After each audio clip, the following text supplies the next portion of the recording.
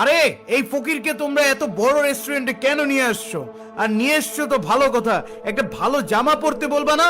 আরে জিসান আর বইলো না, ওরে আমার রেস্টুরেন্টে আনি নাই, ও রেস্টুরেন্টের বাইরে দাঁড়ায় মানুষের কাছে ভিক্ষা চাইতেছিল। আরে ভাই, ও মানুষের কাছে ভিক্ষা করতেছিল, ওরে 100-200 টাকা দিয়ে আসতা। এত দামি রেস্টুরেন্টের ভিতরে নিয়ে আসার কি আছে? ও জানে এইখানের খাবার কত দাম। আমরা ওরে টাকা দিয়ে এই রেস্টুরেন্টে ঢুকছিলাম, ওরে আমাদের সাথে নেওয়ার কোনো উদ্দেশ্য ছিল না। অদিতির জন্য সব হইছে, ওর জন্য আমরা ওরে এখানে নিয়ে আসছি। ভূমিকার নতুন বয়ফ্রেন্ড হচ্ছে এই জিসান।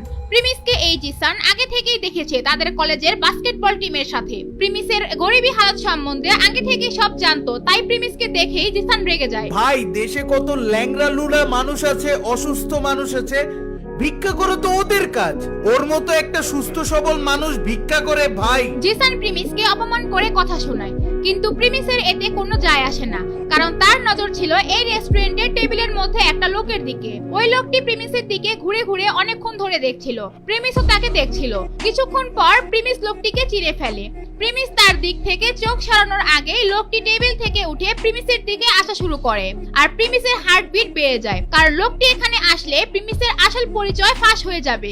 আচ্ছা, এই ছেলে যেহেতু এখানে এসেই পড়েছে, তাহলে এরে বলো ফ্রিতে খাবার যেন খাইয়েই যায়।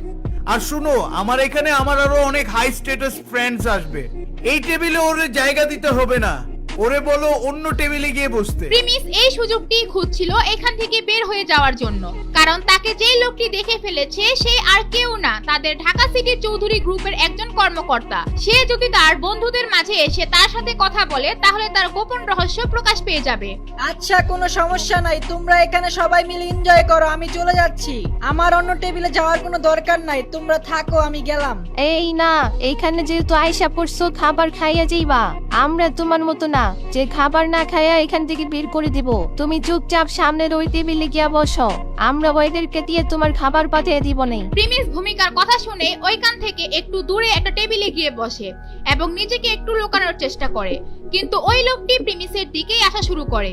প্রিমিসের মনে হচ্ছিল এইবার তার পর্দা ফাঁস হয়ে যাবে, তাই সে এত কিছু না ভেবে দরজা দিয়ে সোজা রেস্টুরেন্টের বাইরে চলে আসে, আর তারপর এক চিপায় গিয়ে দাঁড়ায় যাতে তাকে কেউ দেখতে না পায়। কিন্তু সেই লোকটি ওইখানেই উপস্থিত হয়। আরে স্যার, আপনি এখানে? আমি আপনাকে দেখে অবাক হয়ে গেছি। হ্যাঁ হ্যাঁ, আমি, কিন্তু আপনি এখানে কি করতেছেন? স্যার, আমি তো এখানে ফ্যামিলি নিয়ে লাঞ্চ করতে আসছি। অনেক দিন পর স্যার একটু ফ্যামিলির সাথে বের হইলাম। ফ্যামিলিকে তেমন সময় দেওয়া হয় না কাজের চাপে, তাই ভাবলাম স্যার আজকে ওদেরকে একটু টাইম দেই। ও আচ্ছা, খুবই ভালো ব্যাপার। আমি এখানে আসলে আমার ফ্রেন্ডদের সাথে আসছি। ও সরি স্যার, সরি, আমি আসলে বুঝতে পারি নাই। আমার চোখ আসলে আপনার দিকে নজর পড়ছে, তো তাই নিজের আটকে রাখতে পারি নাই। আপনার সাথে দেখা করতে আইসা পড়ছি। স্যার কিছু মনে করেন না, আমি আর আপনাকে ডিস্টার্ব করব না। এটা বলার পর সেখানে প্রিমিস কিছু বলার আগেই সেই হোটেলের সামনে গাড়ি পার্কিং এর লোক এসে প্রিমিসকে বলে, এই যে স্যার, আপনার গাড়ির চাবিটা দেন, আমি আপনার গাড়িটা সেফ জায়গায় রেখে আসি, এখান থেকে গাড়ি হারিয়ে যাওয়ার চান্স থাকে। প্রিমিস লোকটিকে দেখে খুশি হয়, কারণ ভালোই হয়েছে যে লোকটি এখানে এসে তার কাছে গাড়ির চাবি চাচ্ছে।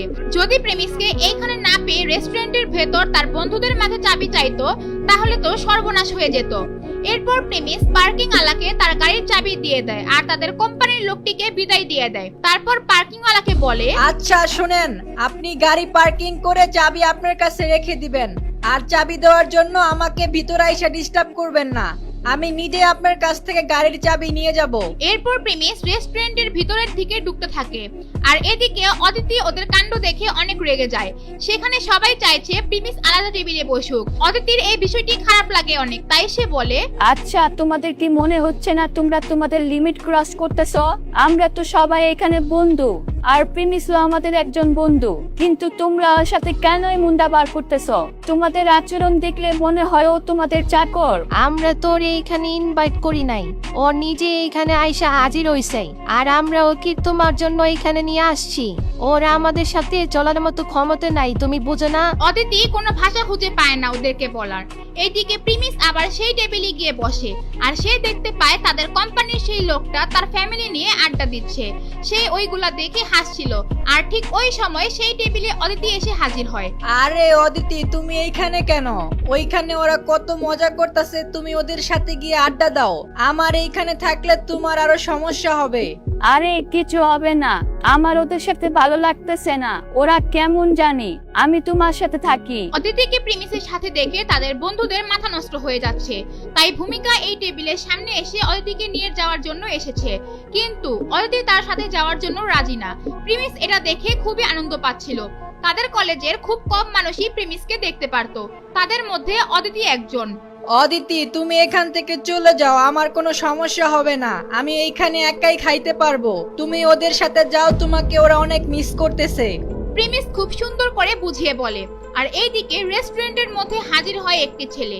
ছেলেটি খুবই স্টাইলিশ দেখতে, আর সেই ছেলেটিকে সবার সাথে পরিচয় করিয়ে দেওয়ার জন্য জিসান বলে, এ হচ্ছে আমার ভাইয়ের বন্ধু সিফাত।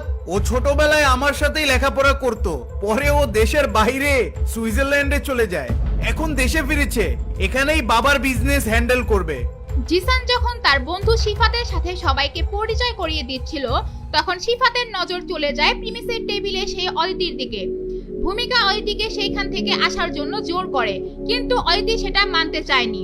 তবে প্রিমিস তাকে মুচকি হাসি দিয়ে যেতে বলার পর সে ভূমিকার সাথে গিয়ে আবার তার বন্ধুদের সাথে টেবিলে গিয়ে বসে।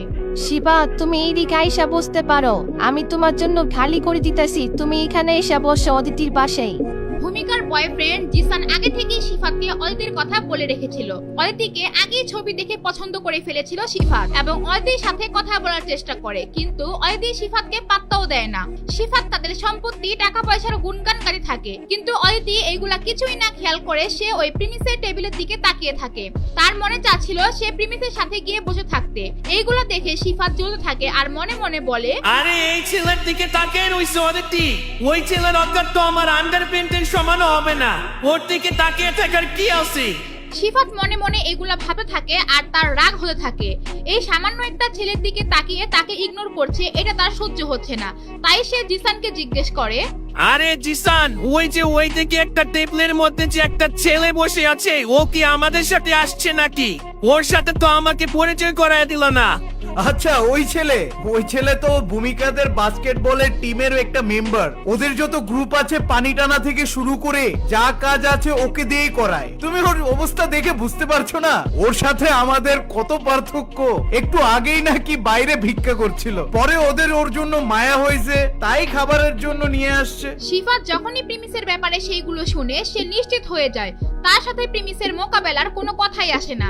প্রিমিস তাদের দিকে একবার তাকায়ও নি। আচ্ছা, তাহলে ওরে এখানে ডাকার কি আছে? 150 টাকা দিয়ে বিদায় করে দিলেই তো পারতা। আরে দিয়ে দিছিল ভাই, শানে ওরে প্রথমেই 50 টাকা দিয়ে দিছিল। আমি তো দেখা পুরাই অবাক, পরে আমারে ওরা কাহিনী সব শুনাইছে।